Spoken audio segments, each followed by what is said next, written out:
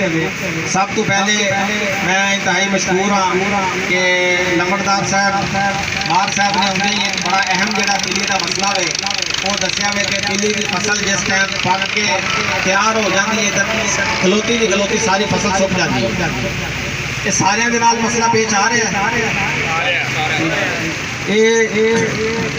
उस टाइम जिस टाइम ये बीमारी हमला करती है उस टाइम इसका कोई भी हल नहीं होता।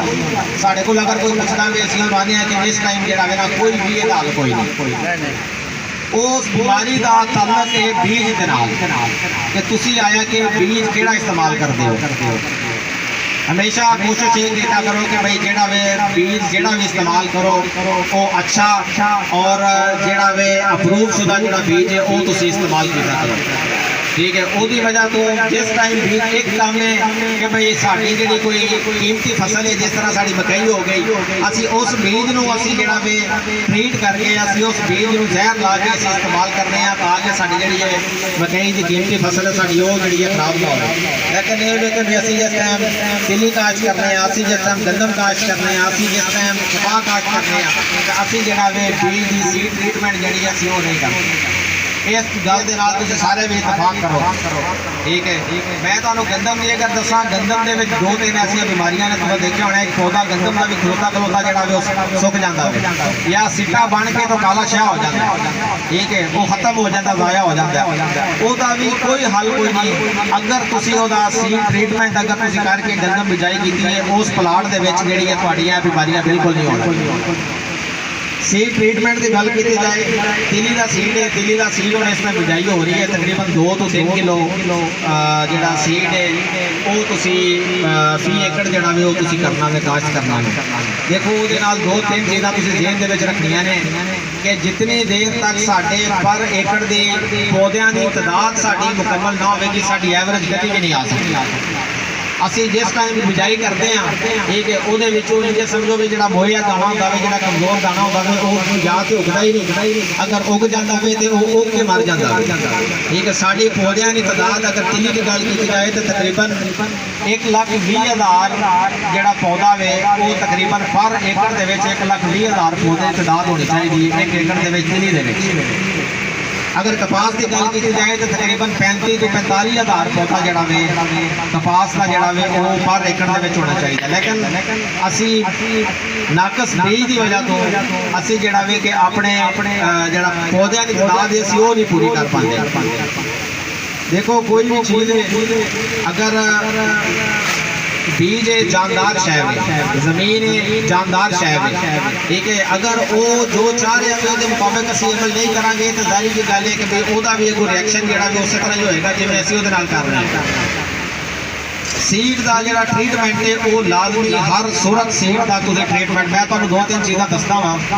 उहदे विच एक तो देखो बीज नूं तुसीं जिस टाइम भी काश्त करो बीज नूं तुसीं जहर लाजमी लाओ। ठीक है, कोई भी महंगा इतना जहर को नहीं एक जहर आता है नॉर्मल जहर क्लोथिना गेन के नाम से। ठीक है, वो तुसीं किसी भी जगह तो तुसीं परचेज करके वो तुहाडी 150 ml की एक बोतल है और तकरीबन तुहाडे 5-6 एकड़ नूं वो एक बोतल लग जाती है और उसकी कीमत 400 रुपया उसकी कीमत नहीं होनी। लेकिन देखो असी वो 400 रुपये को असीं छड्ड देने।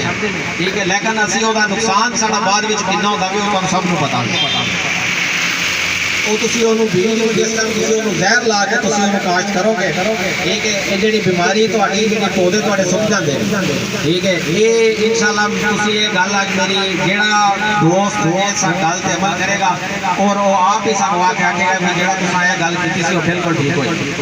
ठीक है, कि मतलब तुसीं उहनूं जहर ला के 2 चीज़ां ने एक तुसीं उहनूं जहर ला के काश्त करो एक तो होर मैं तुहानूं एक फार्मूला एक दसदा मैं एक तकनीक दसदा वां कि तुसीं कोई भी जिहड़ी ताकत वाली शय है मिसाल के तौर पर साढ़े कोल हुण इस टाइम नाइट्रो पोटाश आ रही है या साढ़े कोल जिब्रेलिक एसिड आउंदा वे वो 10 ग्राम पूड़ी कितनी होंदी है छोटी जी पूड़ी होंदी है 10 ग्राम पूड़ी लैके या 10 ग्राम पोटाश हालांकि हर किसी के कोल पई होंदी है। ठीक है, 10 ग्राम की पोटाश लैके 1 लीटर पानी के मिक्स करके ठीक है ਉਹਦੇ ਵਿੱਚ ਤੁਸੀਂ ਜਿਹੜਾ ਵੇ ਕਿ बीज ਨੂੰ तकरीबन 6 घंटे तक ਤੁਸੀਂ ਉਹ बीज ਨੂੰ भिगो के रखना है ਉਹਦੇ ਵਿੱਚ।